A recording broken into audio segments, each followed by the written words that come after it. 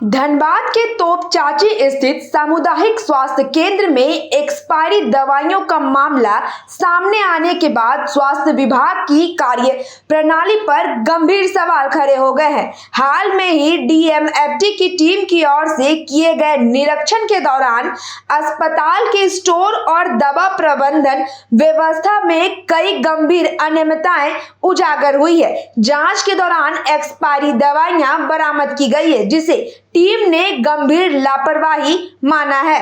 तोपचांची के साहू बहियार स्थित सामुदायिक स्वास्थ्य केंद्र का नियमित निरीक्षण किया जा रहा था। इसी दौरान टीम ने दवा भंडार और वितरण व्यवस्था की भी जांच की। बता दें कि निरीक्षण में पाया गया कि अस्पताल के स्टोर में कई ऐसी दवाइयां मौजूद थी जो एक्सपायर हो चुकी थी। उसके बावजूद जो है वो दवाइयां स्टोर पर पड़ी हुई थी। ये खुलासा होने के बाद स्वास्थ्य विभाग में खलबली मच गई।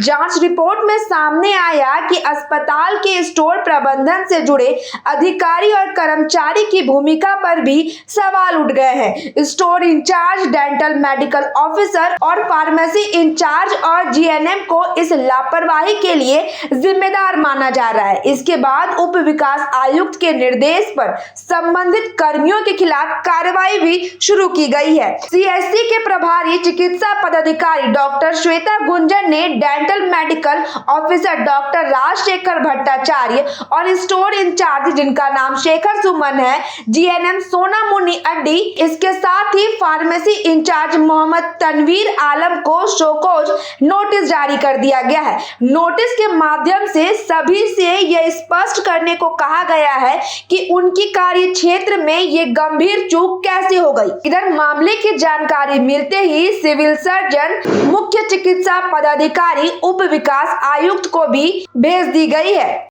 डीएमएफटी टीम आई थी तो उन लोगों को विजिट के दौरान लेबर रूम में कुछ एचआईवी किट जांच का वो एक्सपायरी मिला था, जो कि अप्रैल डेट का था, और फार्मेसी में भी कुछ दवा था जो मई में एक्सपायरी था, मई 26, और डेंटल रूम में एक स्ट्रिप रखा हुआ था जो कि एक्सपायरी था। उसके लिए डीडीसी सर का आदेश था कि शो कॉज करना है सभी लोगों को, क्योंकि मेरे द्वारा जब ये स्टॉक रजिस्टर चेक किया गया तो उसमें ऐसा कुछ नहीं था नियर बाय एक्सपायरी।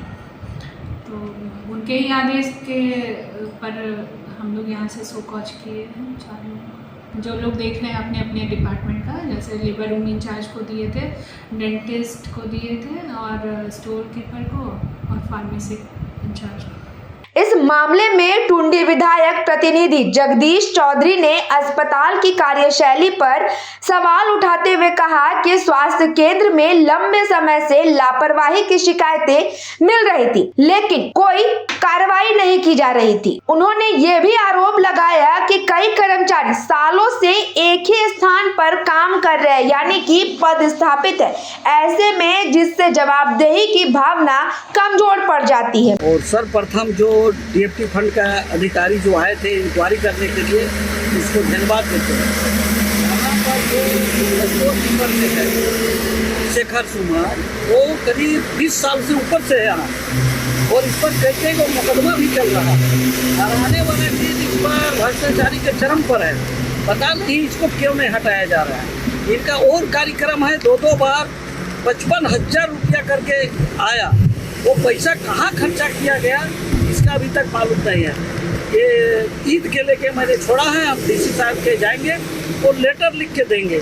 ऐसा भ्रष्टाचारी पर है जो कब तक ऐसा चलता रहेगा समझ के नहीं। और दवा यहाँ रखा है, कब से एक्सपायरी डेट हो रहा है, अपने ड्यूटी भी नहीं सही करता, आता भी नहीं है स्टोर कीपर में। तो ये सब बहुत खामियाँ हम लोग तो देखें, आए दिन में घटना घटता है, जाते हैं। इसके बाद बर्खास्त 4 आदमी को जो स्वास्थ्य विभाग किया है वो भी जांच का विषय है। आखिर ऐसा क्यों क्या है? आए वाला दिन में एक तो बच्चा मारा, उसमें भी लोग का दागी नाम आया है, बदनामी। इस तरह से बहुत घटना हो रहा है, इसलिए मैं जांच को धन्यवाद देना चाहता हूँ। और 4 आदमी को जो शोकॉज किया है उसमें कार्रवाई करना चाहिए। इसके साथ और भी जो कार्रवाई है, जो पैसा गमन है, दवा गमन है, 20-20 साल से जो एक जगह जमा हुआ है, ये भी बहुत खामियाँ है। इसको जितना जल्दी हो हटाने के काम करना चाहिए डीसी साहब को। और इसमें सुनने में आया डीडीसी साहब भी आए थे इंक्वायरी, लेकिन हॉस्पिटल नहीं गए, दूसरा जगह गए। उसके साथ दलालों का जंगल था, डीडीसी साहब का थे, उधर बहका के ले गया। मैंने अभी तो सबक तो देखना चाहिए, घुस जाना चाहिए हॉस्पिटल, पता चल जाता, लेकिन नहीं गए।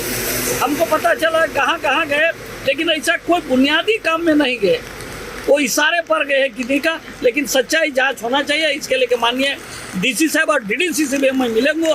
पुलिस तरह से हर जांच करते हैं, विभागीय जांच में 3rd आदमी कम से कम नहीं रहना चाहिए। जांच का विषय विभागीय होना चाहिए। मतलब हमला इसका सकोच होना चाहिए, इस पर केस मुकदमा चलना चाहिए। और जो आदमी स्टोर कीपर है उसका भी मुकदमा चल रहा है आय के संपत्ति के लेकर, इसका लेके करना चाहिए।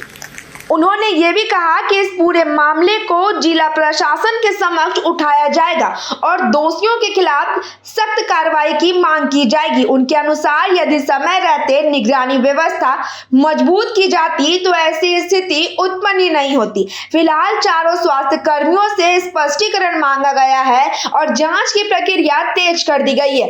अब लोगों की नजर प्रशासन की अगली कार्रवाई पर टिकी है कि ये मामला न केवल स्वास्थ्य विभाग की कार्य शैली पर गंभीर सवाल खड़े करता है, बल्कि सरकारी अस्पताल में दवा प्रबंधन और मरीजों की सुरक्षा को लेकर के भी चिंता पैदा कर रहा है। धनबाद से नीरज कुमार की रिपोर्ट।